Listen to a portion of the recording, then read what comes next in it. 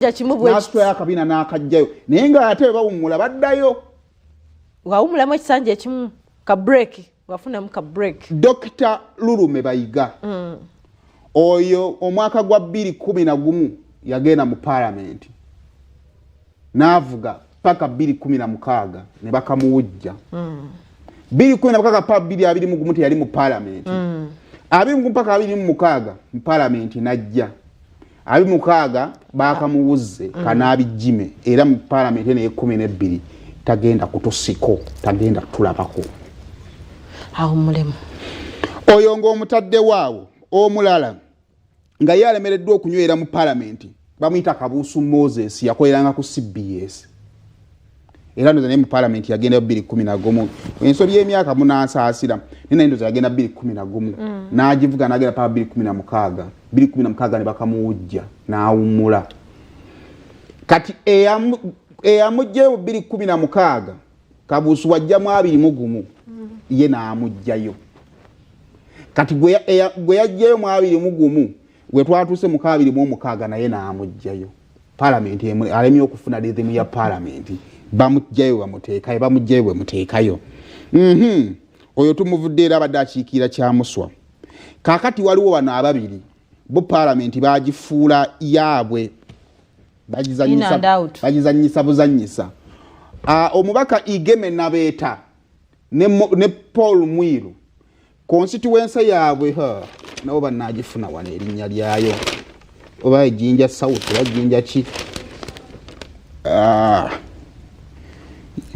wemulabye wano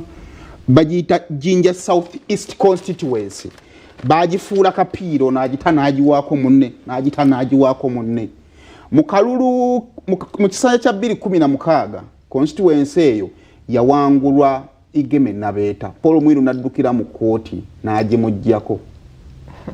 bwe tukoma mu 2021 Igeme Nabeeta n'agijja ku Paul Mwiru yajjira ku kaadi ya anti omulundi ogwo Paul Mwiru ku guno omulundi bwe yagase ku NUP ate n'agiwangula n'agijja ku Igeme Nabeeta kati tubuuza mwasa tumugumu era Nabeeta anaakomawo tetumanyi naye naabo parliament ekyabalemye okutuulamu ne baginyweramu ne bagiwulira nti parliament njituddemu njikoze eki nzinywezezza constituencies nga eyo yo ababaka baayo aba parliament ekisanja kiba kimmo tutandikire Makindye East constituency simanyi lwaki bifani byabuze kati Makindye East constituency tugenda kubala okuva mu mwaka gwa 2011 omubaka eyali yo mu kisanja ekyo yali Simbwa tutera beera naye wano ku lunaku olw'omukaaga mu bagitatya Zimba Ensiyo Simbwa yafuga kimu Kasozi wa FDC n'abakwata mu 2016 omwaka gwa 2021 Derek Nyeko n'abakwatamu kati tugenze okutuuka mu 2026 ali nganda Kasirye Mulyanyama ye yabakuttemu tetumanyi ekinaddako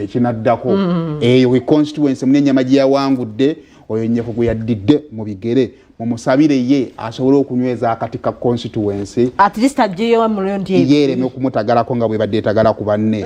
tugenze Lubaga South 2011 Keni Lukyamuzi yeri akutte omugenzi Kato Po Lubwama n'amujjayo Kato Lubwama Mukasa Alozias n'amujjayo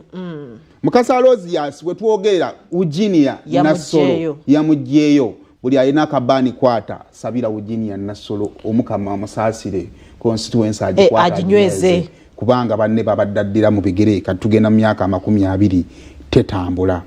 tugende Busiro South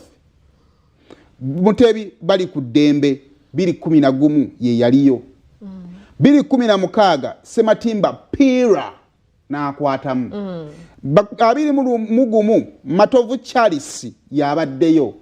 akakiko k'ebyokulonda kalangiridde omukulu oli abaddeko obugalubindi amanyiddwa nga Opio era nga ye mubaka omupya owa Busiro South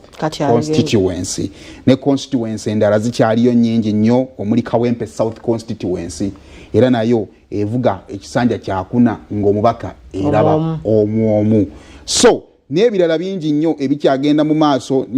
bwe naafuna obudde nja kujja ate mbasensulire. Waliwo ababaka ba paalamenti nga baayisewa tono okulemererwa nga bawangudde n'obululu obutiisa 42 35 nga katono baffe naye ng'omukama yabagambe bugambe nti kale kyambawoosa biddayo sewungu ddayo naye guba gusembayo ekyo tebakigaseeko olimba mukulikayo mu kulonda ebyavudde mu kulonda ababaka ba paalamenti abakaba bakyakaaba abasanyufu bakyakola ki bakyasanyuka